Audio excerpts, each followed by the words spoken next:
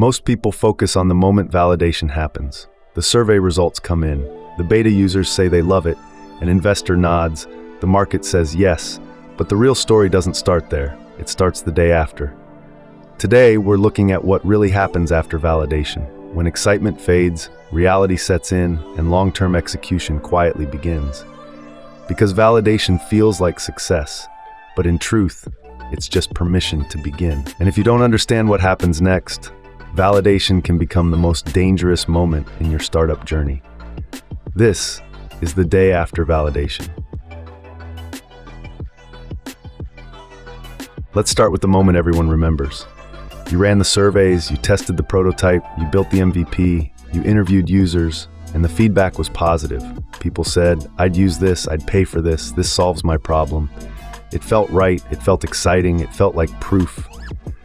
The assumptions in that moment were powerful.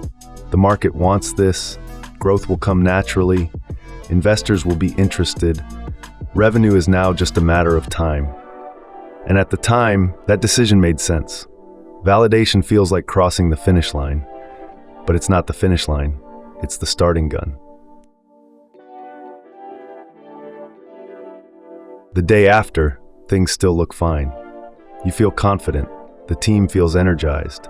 You may even announce it publicly. Maybe you onboard your first users. Maybe you close a small pilot client. Maybe early traction looks promising. There's reassurance, there's momentum, there's optimism, and nothing seems broken. In fact, validation gives you emotional confirmation. We were right. And there's no judgment here. This phase is natural. But this is also where overconfidence quietly begins. Because validation answers one question: does someone want this? It does not answer, can this scale? Can this survive? Can this become a business?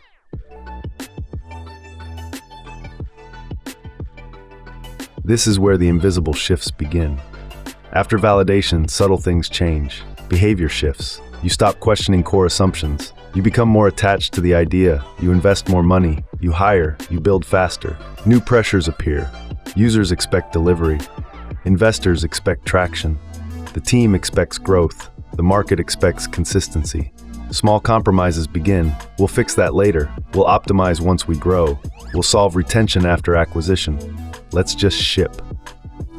Early trade-offs appear. Speed over structure, growth over margin, feature expansion over focus, optimism over risk modeling. This is the critical moment, because validation reduces doubt, and doubt is what keeps founders disciplined. When doubt disappears, risk tolerance rises. This is why so many validated ideas still fail, not because they were wrong, but because they weren't structured. The consequences don't arrive loudly, they arrive slowly. Churn starts creeping in, customer acquisition costs rise, margins shrink, operations get messy, support tickets increase. Nothing breaks overnight. It feels gradual, but months later founders say, it happened so fast. It didn't. It compounded. The assumptions made during validation begin colliding with operational reality. You validated demand, but maybe not. Cost structure, delivery scalability, customer lifetime value, operational complexity, risk exposure. And that gap widens quietly.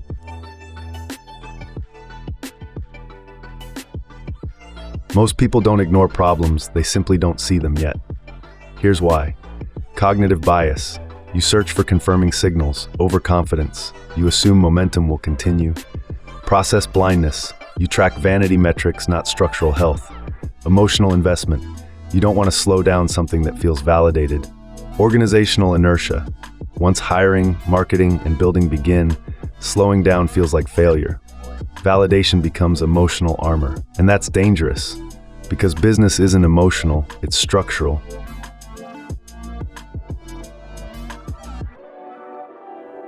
People with experience don't judge decisions by the moment they're made.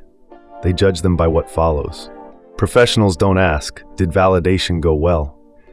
They ask, what assumptions were not tested? What risks remain unmeasured? What breaks at 10x scale? Where does cost curve up? Where does complexity multiply? What does failure look like early? They monitor signals like retention, not just acquisition, unit economics, not just revenue, operational strain, not just user growth, customer behavior, not just feedback. Experienced builders expect friction, slower than expected growth, hidden costs, structural weaknesses. They plan for the day after. At MP Nerds, validation is never the end of analysis. It's the beginning of structured risk sequencing. Because validation without feasibility modeling is optimism. Validation with structure is strategy.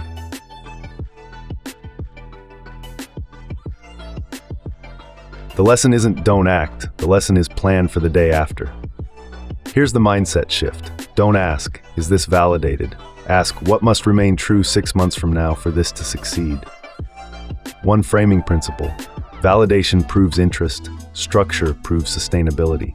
And one long-term question every founder should ask, if growth doubles tomorrow, what breaks first? If you can answer that clearly, you're building intentionally. If you can't, you're building on hope. Most ideas don't fail at validation. They fail in the days, weeks, and months that follow. Validation is powerful, but it is not protection. If this changed how you think about validation, that's the goal. This is the day after. And next week, we'll explore what happens after rapid growth. If you're building something real, don't just validate it, structure it.